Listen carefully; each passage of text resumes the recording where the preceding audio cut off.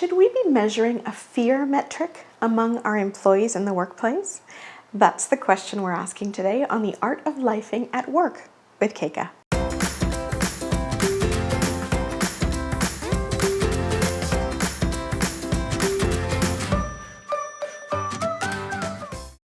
In today's data-driven world, we have the luxury of being able to measure many different things to see its impact on our organizations.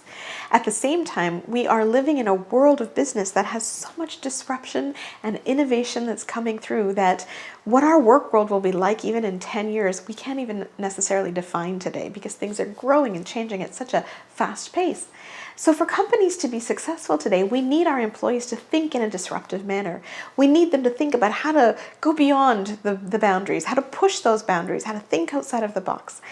But one thing that can hinder all of that potential for innovation and disruption is fear. And we often let fear creep into ourselves when we are worried that we're not going to accomplish a certain goal. So in a corporate environment, that might be making our sales numbers, meeting a certain level of awareness from a communications perspective or brand awareness. There's all kinds of metrics that we want to make sure that we hit in terms of our targets. But sometimes if we let fear guide us in that process, we don't think as big, we don't think as far or as long, which means we don't think disruptively, and it means that we let innovation pass us by. So if you go to many different entrepreneurial circles, you'll see a lot of high-performing entrepreneurs do a lot of mindset work on how to take their fear, hold it, and move forward anyway. In a lot of C-suite discussions too, there's a lot of personal development work around fear. But then organizationally, when you think of your employees, how much support are we giving our employees when it comes to taking chances and taking risks, going where people haven't gone before, where there is a very distinct possibility that there could be some failure from there?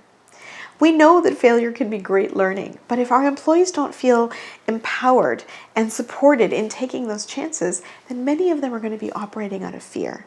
And they are going to leave disruption behind. They're going to leave opportunity behind. I had the pleasure and luxury of working for an incredible company, IKEA, which is a Swedish furniture company known around the globe. And they have this incredible culture of disruption and innovation, and it was always told to us that you can fail. You can absolutely fail. When you do, you take chances and you learn, and we love that. The only rule of thumb is don't fail twice. So after you fail the first time, take the lessons from what you've learned and then keep moving on. But a policy like that, do you know what it does? It basically removes the barrier that fear often presents for employees. And it allows us to take that step and expand not only our growth, but the company growth as well.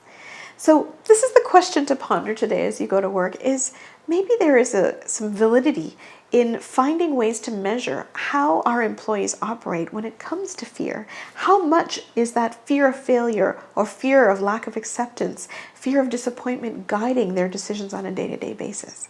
Because if that is indeed what's leading them in their work, then chances are we're leaving a lot on the table that's untapped.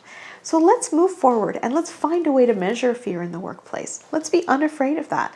And once we know how it's impacting us, that's when we can create a plan to combat it. Let's make innovation win. Let's embrace failure, and let's make sure that we acknowledge fear and move forward anyway. Thank you so much for watching this video.